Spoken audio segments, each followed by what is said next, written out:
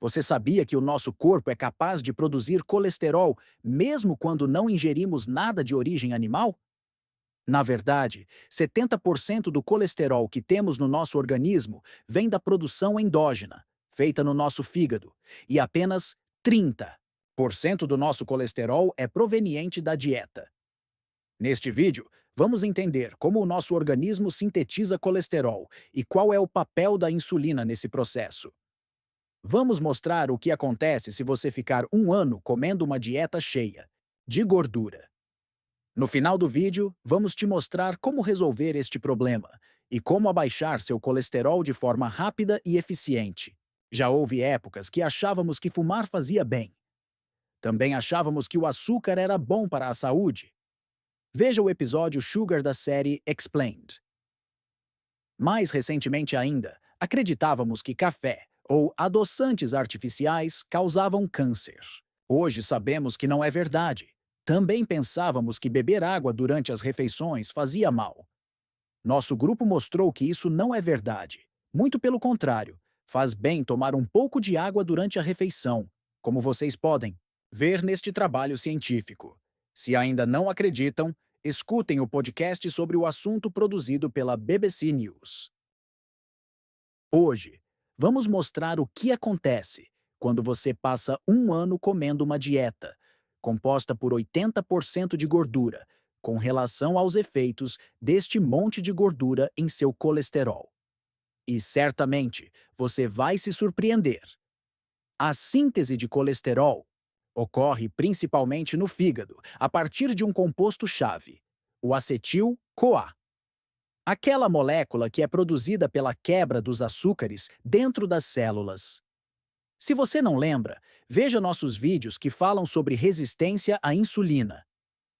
O vídeo Metabolismo para Todos. Eles mostram como os açúcares são quebrados e viram acetil-CoA. Todo esse processo de produção de colesterol se desenvolve por meio de uma série de reações conhecidas como via do mevalonato. Primeiramente, duas moléculas de acetil-CoA se unem para formar acetoacetil-CoA. Em seguida, mais uma molécula de acetil-CoA entra na jogada, formando HMG-CoA, um intermediário crucial. A partir daqui, entra em cena a enzima HMG-CoA redutase, que converte HMG-CoA em mevalonato. Essa etapa é considerada limitante e altamente regulada.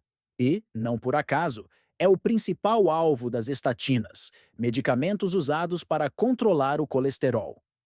O mevalonato passa por várias transformações e dá origem a unidades chamadas isoprenoides. Essas unidades se combinam e formam o esqualeno, que mais tarde se transforma em lanosterol e, finalmente, após várias etapas enzimáticas, se converte em colesterol. Esse colesterol pode então ser incorporado às membranas celulares, servir de base para a produção de hormônios esteroides, ou ser empacotado em lipoproteínas como o LDL. Agora que você já entendeu a via, é hora de saber como a insulina entra nessa história. Em momentos pós-prandiais, ou seja, depois de uma refeição, os níveis de insulina aumentam. Ou quando você está com excesso de resistência à insulina, aí você tem um aumento crônico da insulina no sangue. E isso faz você estar com a insulina aumentada o tempo todo. O excesso de insulina no sangue é chamado de hiperinsulinemia, e isso tem um impacto direto na síntese de colesterol. Vamos ver como a insulina ativa a produção do colesterol.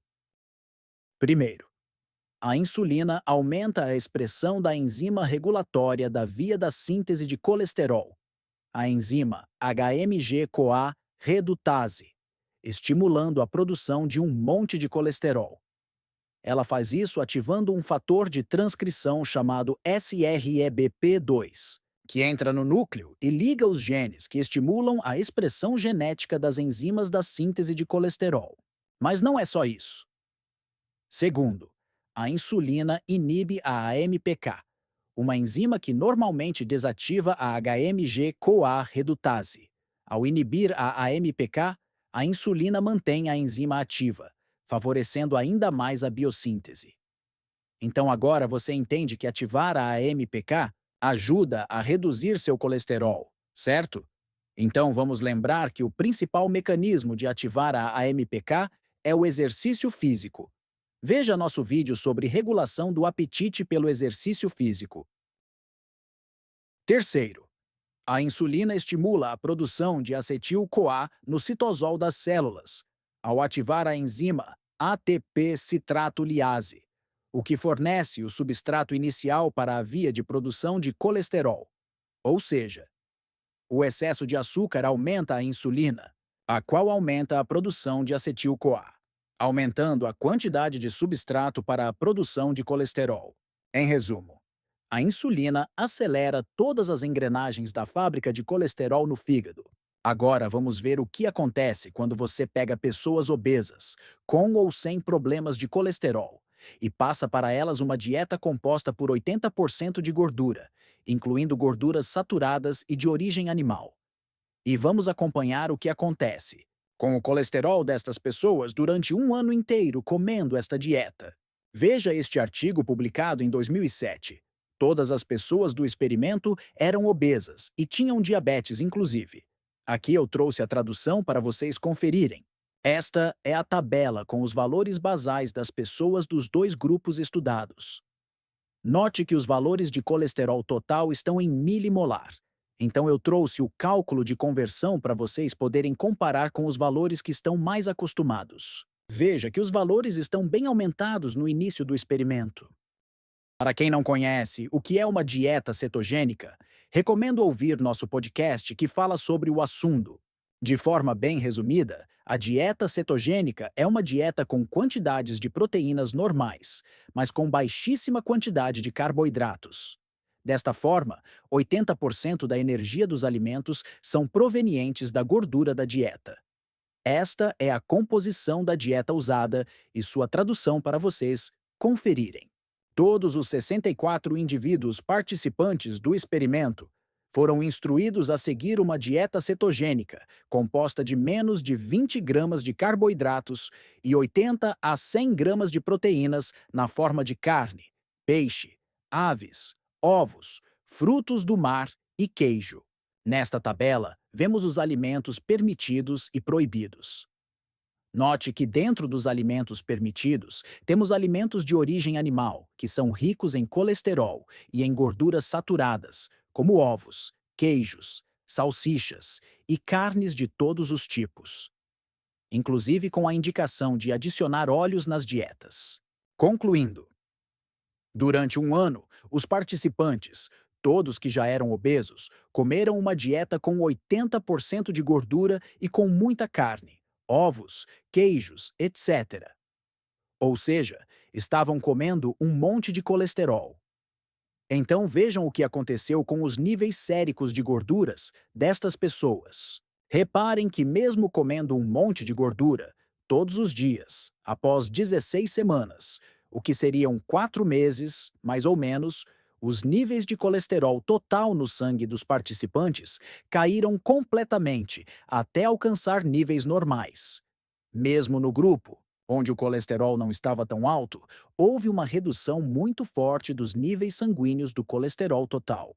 Pois é, parece que comer gordura não era, na verdade, o problema causador do excesso colesterol. Vocês concordam? Então vejam que o colesterol no seu sangue não é consequência da gordura que você come. Concordam comigo? Isso é um mito que as pessoas não conseguem tirar da cabeça. Claro que isso só funciona se você estiver comendo uma dieta pobre em carboidratos. Se você comer um monte de gordura com um monte de açúcar junto, isso não vai funcionar. Na verdade, o colesterol do seu sangue está associado à quantidade de insulina que você produz. Isso tem muito mais a ver com a quantidade de carboidrato e açúcares que você está ingerindo todos os dias. Mas vocês já ouviram falar do colesterol mau, certo? O famoso LDL. Na verdade, LDL não é colesterol, mas sim uma lipoproteína, uma estrutura molecular formada de proteínas e lipídios que funciona como um pequeno submarino de transporte de gorduras no sangue. As lipoproteínas são as principais responsáveis pelo transporte de gorduras no sangue inclusive do colesterol. Acontece que a LDL é a lipoproteína associada com a aterosclerose e, portanto, foi apelidada de colesterol mau. Veja o que aconteceu com o LDL das pessoas que estavam comendo aquele monte de gordura e colesterol. Novamente, bastaram apenas 4 meses, comendo um monte de gordura para baixar o LDL a níveis normais no sangue. Mas atenção, na verdade, este é o efeito de não comer carboidrato. A ingestão de colesterol tem muito pouco a ver com a quantidade de colesterol de seu sangue. Se seu colesterol está alto, isso significa que sua insulina está alta. Isso já foi mostrado e confirmado por diversos grupos de pesquisadores independentes de todo o planeta. Mas as pessoas continuam passando a informação errada para vocês. Muitas vezes em canais super famosos. Aqui mesmo, o YouTube. Então, cuidado. Este nosso canal é de combate à desinformação na área de nutrição. Por isso, estamos fazendo este trabalho tão importante de trazer o que é verdade e novo, na área da nutrição e do metabolismo. Mas ainda tem mais. Vejam o que aconteceu com os triglicerídeos, o HDL, e com a obesidade destas pessoas. Aqui vocês podem ver os triglicérides caindo rapidamente no sangue das pessoas. Este gráfico mostra o aumento do HDL, o chamado colesterol bom, o qual é protetor para doenças cardiovasculares. Neste outro gráfico, vocês podem ver o emagrecimento que a dieta cetogênica pode causar se as pessoas conseguirem seguir o protocolo à risca. Não somos fãs de dietas restritivas, nem as recomendamos. Mas se a pessoa conseguir seguir com a orientação adequada de um nutricionista especializado, estas dietas podem ser ferramentas importantes no tratamento de obesidade. Mas vamos falar sério. A dieta balanceada ainda oferece vantagens muito mais sustentáveis do que as dietas restritivas. E fazem o mesmo efeito no colesterol das pessoas, reduzindo a resistência à insulina e à inflamação. Por isso, nós sempre recomendamos as dietas balanceadas no nosso canal. Agora, muita atenção neste gráfico. Ele mostra como a glicose dos pacientes abaixou muito rapidamente, logo no início do tratamento. Vejam que todos os resultados benéficos com relação à gordura no sangue seguiram, na verdade, a baixa da glicose no sangue. Então, o problema não é a gordura que você come, e sim o excesso de insulina que você tem no seu sangue. Claro que se você come um monte de gordura junto com açúcar, você está lascado. Então, vamos lembrar o que falamos logo no início do vídeo. 70% do colesterol é produzido dentro do seu organismo e apenas 30% vem da alimentação. Por isso, os remédios para abaixar o colesterol, as estatinas, funcionam bem. As estatinas bloqueiam a enzima que regula a produção de colesterol endógeno, mas as estatinas podem destruir seu fígado. Isso seu médico talvez não tenha te falado, mas ele fica preocupado e, por isso, pede um monte de exames para acompanhar como seu fígado está andando. Além disso, bloquear o colesterol com remédios não resolve o fator que causou o problema, a hiperinsulinemia, o excesso de resistência à insulina e o consequente excesso de inflamação. Tudo isso faz parte do distúrbio metabólico. E você está feliz que seu colesterol baixou, mas vai morrer de síndrome metabólica do mesmo jeito. Então você precisa começar a tratar a causa do problema e não ficar apenas tomando remédio para os sintomas. Claro que você não deve parar de tomar o remédio até seu médico perceber que já não precisa, mas só existe uma forma de tratar a raiz da doença metabólica, e isso se chama educação nutricional. Quer saber como resolver isso? Assista nosso vídeo sobre como baixar a resistência à insulina. Aproveite e siga nossa lista Metabolismo e descubra como é simples ter uma alimentação saudável sem muita complicação e frescura. Este é um trabalho que tem um único propósito: ajudar as pessoas. Estamos combatendo a desinformação sobre nutrição e doenças relacionadas. Para isso, precisamos de sua ajuda. Nosso canal é grátis, mas se você nos ajudar a divulgar, vamos conseguir ajudar muito mais pessoas. Melhor ainda. Se você gostou de nossa missão, nos ajude a manter o canal, dando o livro físico para uma pessoa que você ama.